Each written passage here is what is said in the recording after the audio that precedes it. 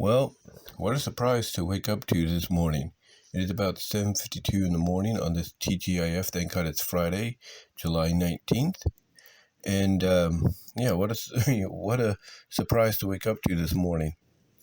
I mean, yesterday, everybody pretty much had their eyes, on the convention, you know, to see who's going to show up there and talk, as well as see Donald Trump accept officially the nomination to be the Republican representative, to become president. And of course, you see the likes of Hulk Hogan, Dana White, Donald Trump Jr., Eric Trump. You see Glenn Jacobs, FKA Kane from WWE, all there, Kid Rock, you name it.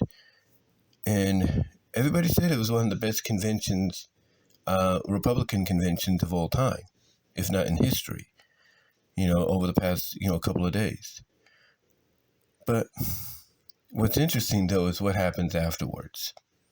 Because you see, after we all watch the highlights on YouTube and all that, and we listen to the aftermath and what people have to say, after we watch all that, maybe then go and watch a movie and eat dinner or whatever, and then afterwards go and relax on a couch like my mom does. She'll, when she gets settled down and everything, and sets the security on the house, for night security, that is. She'll lay down on the couch and, kind of relax, watch a movie, watch a show, and pretty much fall asleep, and then afterwards get up, go take a shower, and then go to bed. So anyway, getting back on point, she does that. I'm sure a lot of other people do something similar. Especially, like I said, after yesterday, after watching the convention and maybe watching some stuff afterwards, what people have to say, maybe some movies, stuff like that, whatever. What a surprise to wake up to this morning after doing all that the previous day. What a surprise to wake up to this morning to find out that apparently, and I'm sure for a lot of us, this is the first time we've heard about them, but apparently one of the more well-known, if not globally well-known, cybersecurity companies in the world, Crowdstrike, that's the name, Crowdstrike. Apparently they are behind a major, massive outage. Probably one of the biggest, if not the biggest, in history. But you might ask yourself, well, how can a cybersecurity company be behind a massive outage? Well, it's quite simple. Now, first of all, it doesn't affect the regular, home consumer like me or you or anybody else. But it does affect airports. It does affect banks. It does affect supermarkets, retailers, certain over-the-air networks and cable channels and stuff like that. And the way I found out about this is I went onto Facebook this morning after I got up to use the restroom. I went back to my room here and laid back down on my bed.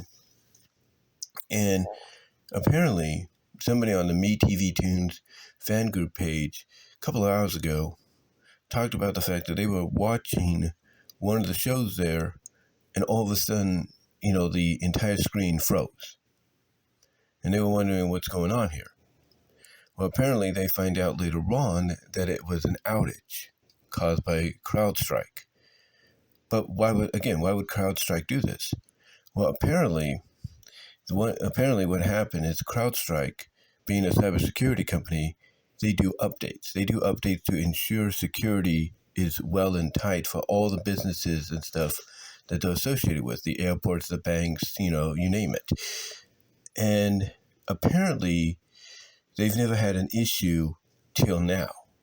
Because apparently with this update, and I don't know if they do their updates monthly, bi-monthly, daily, weekly, bi-weekly, I don't know. But apparently they've never had an issue till now because this update apparently had a faulty file in it, a corrupted file, put it plainly. And this corrupted file caused everything, everything associated with CrowdStrike as a security company, cybersecurity. It caused everything to shut down. It caused flights to be delayed at airports. It caused banks maybe to have to, reboot their systems.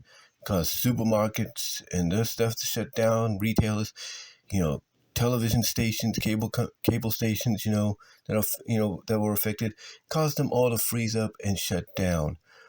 All because this update had a corrupted file within it. Now, the CEO of Crowdstrike, George Karutz, I think that's his name. Last name is spelled Krutz. He came out and he basically said that, first of all, they were sorry for what happened and kind of admitted what the problem was and that they were resolving it. Now, as of this recording, they did resolve it. They did fix it. Microsoft, who's connected with them as well, fixed it on their end. And I guess they sent a message out to everybody affected that one of the best ways to do this, just in case your system doesn't, kind of come back online regularly, that one of the other ways to do this is to reboot your computer into safe mode. And by going into safe mode, you'll be able to detect where the file is and take it out. Now, they did put the file name, so that way when people decide to do that, they'll be able to detect where the file is and get it. Now, the only problem is with some of these safe mode reboots, you got to have an administrator's username and password to get in. But as far as I know from experience, a lot of places should have that, just in case, no matter what. They should have that on hand just in case, no matter what. Now, when I read this morning, again, I found out about it because somebody talked about their MeTV Tunes channel freezing up. And when I read more about it, I went online, looked at it, looked more on Facebook, looked on Twitter, aka X.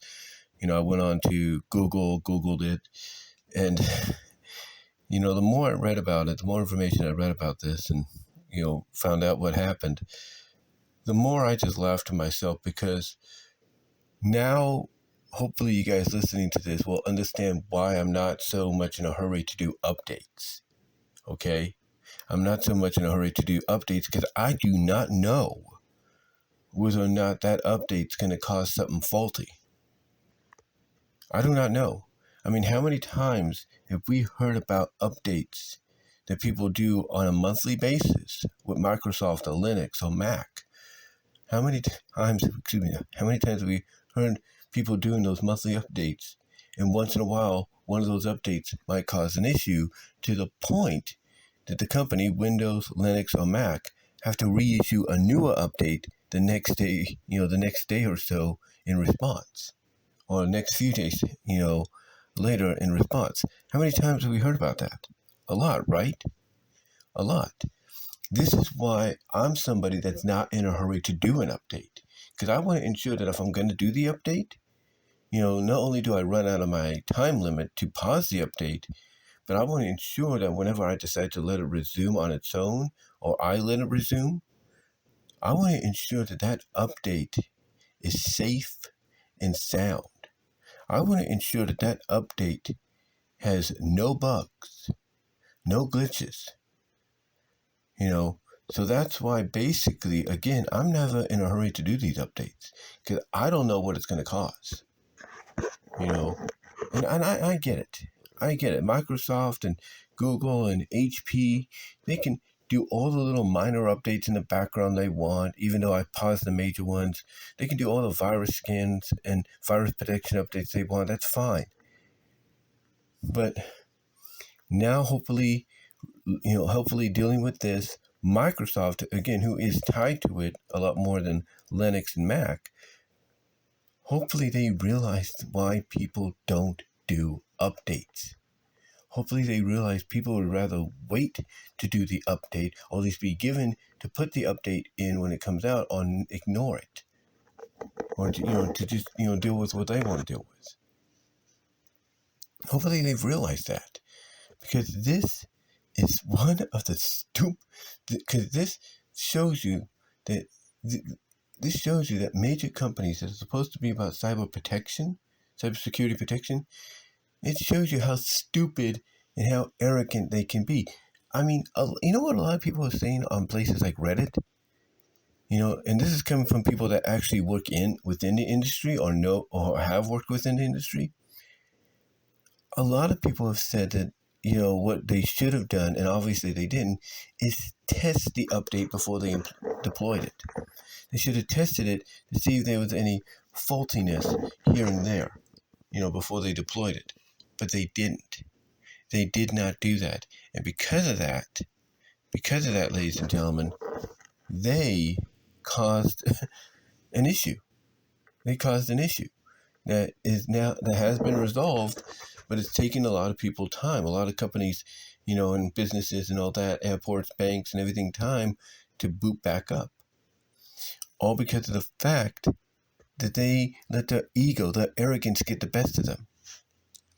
Now, I look at it this way: if it does come out that the person in charge of deploying the updates maybe did it on purpose, because who knows, maybe, it could be a political reason. They don't like Trump, and they're thinking, I'm going to do this to send a message. Or maybe it's just somebody that wants to screw around and say, hey, I'm doing this because you won't pay me enough, or whatever. If it comes out, it could be something like that. It could be someone like that did it. Then yeah, that person's not going to be having a job much longer if that's the case. Because again, the person you put in charge to check, if there's any faultiness in this update, the person you put in charge should do that. They should do that first and foremost before deploying it. But again, if it's somebody that did it because they want to troll the company they work for because they don't get paid enough, or it's a political reason or whatever, they're not long for this. They're not going to be long for the employment world in this field. And everybody knows that. Everybody knows that if that's the case. Again, it might just be something that they thought, hey, there's nothing going to happen here. Everything's always been cool with all the other updates we've done. This will be fine. Well, apparently it's not. Oh, apparently it wasn't, I should say. But thankfully, by now, by the time you listen to this, things are starting. Excuse me. Things are starting to get back up. For a lot of places, airports, banks, supermarkets, retailers, cable channels, over-the-air networks, everything is slowly starting to get back up. But again, let this be a lesson. Let this be a lesson to not just Crowdstrike, but to Microsoft, Linux, Mac, any computing software that's installed into computers or laptops that are for home or business or even schooling. Let this be a lesson that before you deploy an update, ensure said update has no issues. Ensure it has no issues whatsoever, because if it does, don't deploy it. And also, hopefully this is a message sent to Microsoft, Linux, and Mac as to now why, hopefully this is a message sent to them as to now why they should understand people like me and others are not very, particularly fond or in a hurry to upload updates on a monthly basis. But those are just my thoughts on this whole CrowdStrike cybersecurity situation, guys. Let me know what your thoughts are. Comment down below. Check out my Teespring store and my Redbubble store as well. Links hopefully will be in the description, as well as links to where you can find my content elsewhere. But give me your thoughts, guys. What were your thoughts on this when you heard about it? Excuse me. What were your thoughts on it? How did you feel about it? Were you affected by it? Like, are you at the airport or were at the airport when this happened or wherever? Let me know. And until then, talk to y'all later.